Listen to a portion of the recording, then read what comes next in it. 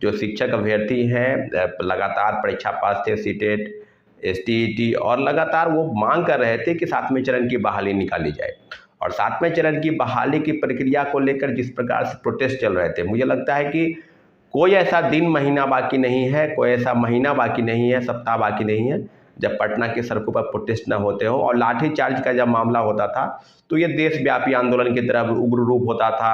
कई न्यूज़ चैनलों और पत्रकारों के समय में इस तरह की चीज़ें सामने आती थी और वो बिल्कुल सुर्खियों में बनता था कि पटना में लाठीचार्ज हुआ, शिक्षकों पर लाठीचार्ज हुआ, और आदि आदि जो चीज़ें सामने आती थी उस मामले में सरकार की तरफ से लगातार वक्तव्य दिया जाता था।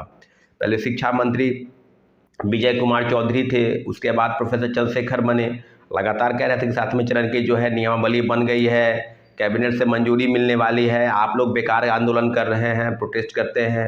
कभी घेराव करते थे, कभी शिक्षा मंत्री से मुलाकात करते थे, तो सब चीज़ों पर उनका कहना था। और कैबिनेट की मंजूरी मिले बिना, आपको याद होगा कि चंद्रशेखर जी ने प्रेस में कहा कि कैबिनेट की मंजूरी मिल गई है, अभी कैबिनेट की मंजूरी नहीं मिली थी। 7वें चरण की नियमावली के अनुसार जो चीज़ें सामने आई कि बिहार सरकार बीपीएससी से शिक्षकों की बहाली करने जा रही है और उसको शिक्षक टीआरई यानी टीआरई 1, टीआरई 2 आदि नाम दिया जाएगा। तो सब लोग ये बात कर रहे थे कि भाई 7वें चरण की पहले जो सेंट्रलाइज तरीके से होता था, नियोजन प्रणाली, नियोजन इकाई जो है जिला से, और अब हुआ कि नहीं अब केंद्रीय स्तर से होगा, एक ही जगह होगा। तो सब चीज़ों पर अब ये तय हुआ। उसके बाद ये हुआ कि भाई जो नियोजित शिक्षक हैं, जो पहले से हैं नौकरी कर रहे हैं, उनके लिए अलग प्रावधान है कि आप बीपीएससी से बैठना है तो राज्यकर्मी का दर्जा लेना है, तो आपको बीपीएससी की परीक्षा पास करनी होगी, तभी आपको राज्यकर्मी का दर्जा मिलेगा। तो बीपीएससी से परीक्षा हो गई, इसलिए कोई दिक्कत नहीं था किसी को। लेकिन जो प्रावधान थे कि परीक्षा फेल करने के बाद आपको नौकरी से छीनी जाएगी, इसके लिए लोगों को दिक्कत था। और आपको सबको पता है कि टीआरई 1 और टीआरई 2 में बेहतर परीक्षा जो परीक्षा हुई, जो एग्जामिनेशन कंडक्ट हुआ वो बेहतर हुआ। लेकिन उसके बाद की जो समस्या सामने आई कि सब लोगों को पता है कि कई मामले सामने आए।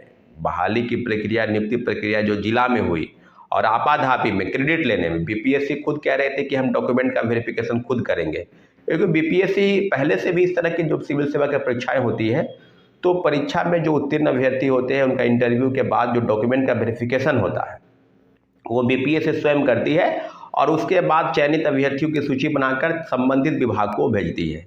ऐसा ही मामला, ऐसा ही होना चाहिए था, बीपीएससी को ही करना चाहिए था। परंतु बीपीएससी और शिक्षा विभाग के जो अधिकारी हैं, अपर मुख्य सचिव, उनके बीच में तालमेल ठीक नहीं होने की वजह से इस तरह की चीज़ें सामने आई और बीपीएससी ने इस सारी चीज़ों को शिक्षा विभाग के सुपुर्द कर दिया, क्योंकि इसमें मुख्यमंत्री, माननीय मुख्यमंत्री जी का हस्तक्षेप हुआ।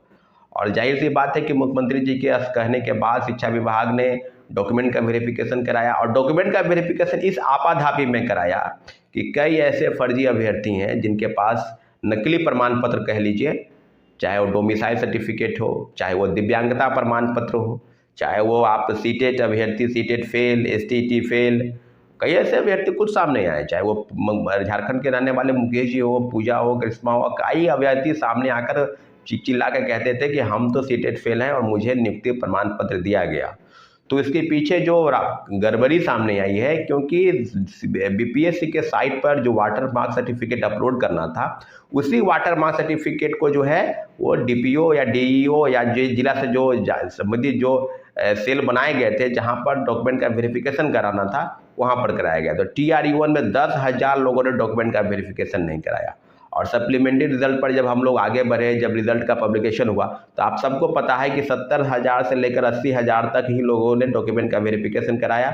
और मिनिमम जो लोग थे, जो अप्लाई करने वाले लोग थे, और सरकार का जो डाटा और डंका जो पीट रहे थे कि हमने 1,20,000 लोगों को नौकरी दी, तो अब बातें बिल्कुल अब सामने आ गई है कि 1,20,000 में कितने लोगों को आपने नौकरी दी, जिसमें से भी आपका ये स्पष्ट मानना है कि आपका कि 28,000 के आसपास जो है नियोजित शिक्षक है पहले फेज की बहाली में।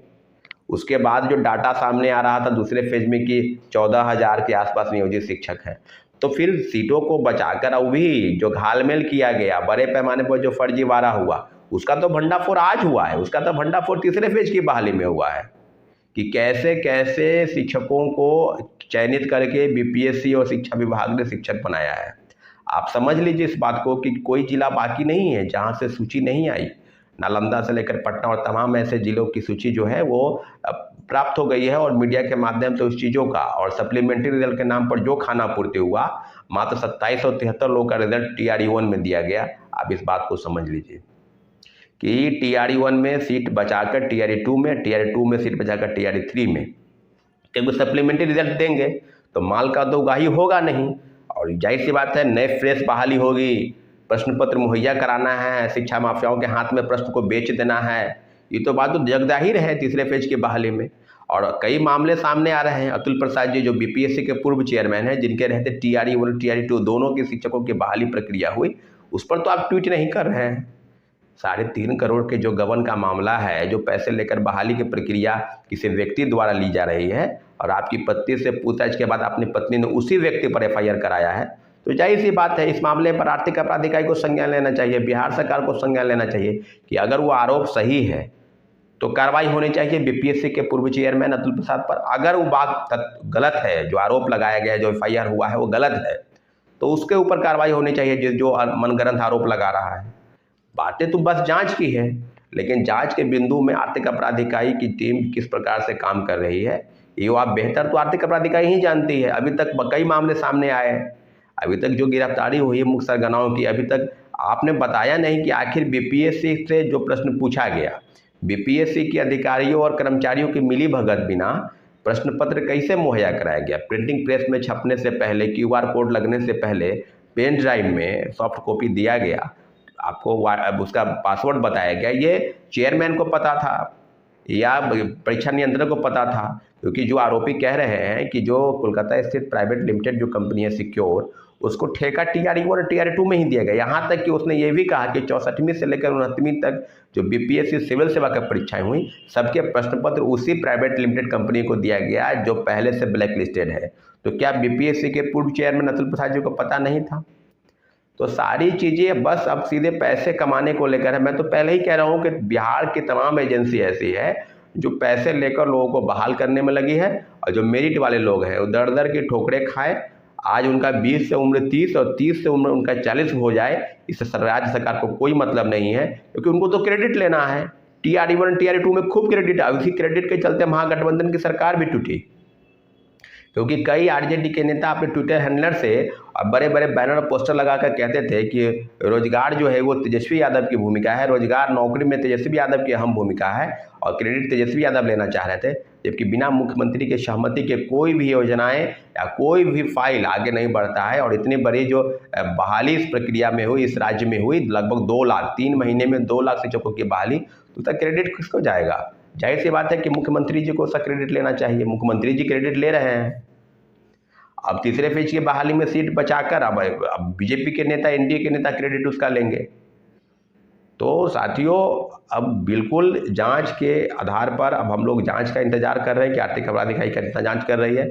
लेकिन इतना आप मान के चलिए कि बिहार में जो बहार जिसको कहते हैं, नौकरियों की बहार जो आने आई और जो आने वाली है, तीसरे फेज फिर चौथे फेज, उस सब में जो भंडाफोड़ हुआ तीसरे फेज में कि प्रश्न पत्र मुहैया कराकर लोगों को सेटिंग गेटिंग के तहत पैसा लेकर और बहाली प्रक्रिया निकाली गई, सब मामलों पर राज्य सरकार बिल्कुल गंभीर नहीं थी, क्योंकि उनको तो क्रेडिट लेना था। और के पाठक जो अपर मुख्य सचिव है वर्तमान में, वो उनको भी वाहवाही खूब मिला कि आपने बड़े पैमाने पर शिक्षकों की बहाली की। BPSC के पूर्व चेयरमैन, उनको क्रेडिट लेना था। और दार्शनिक तरीके से जो बात करते थे कि हमने ये कर दिया, हमने वो करवा दिया, चांद पर जमीन और कश्ती से तूफान और क्या क्या क्या क्या आप बोल रहे थे, तो बोलिए ना। अभी अब ट्वीट ऐप नहीं कर रहे हैं। कई पत्रकार महोदय भी उनका शाबाशी, कई पत्रकार महोदय उनको खूब फूल माला चढ़ा रहे थे कि BPSC के पूर्व चेयरमैन अतुल प्रसाद सबसे ईमानदार और कर्तव्यनिष्ठ ऑफिसर है। तो अब क्या हो गया, जो आरोप लग रहा है उस पर तो आप नहीं कुछ बोल रहे हैं, उस पर भी बताइए ना भाई। तो उन लोगों की भूमिका, उन लोगों की भी जांच होनी चाहिए जो BPSC के पूर्व चेयरमैन की संलिप्तता के आधार पर उनसे नज़दीकी बनाने का प्रयास कर रहे थे और उनसे नज़दीक थे, और उनके वाहवाही में कई कई वीडियो अपलोड कर रहे थे। वो वीडियो अभी तक नहीं हम देख रहे हैं कि आप वीडियो कोई बना रहे हैं। आप वीडियो बनाइए, उन पर बताइए कि जो आरोप लगा है उस आरोप में कितना दम है। BPSC की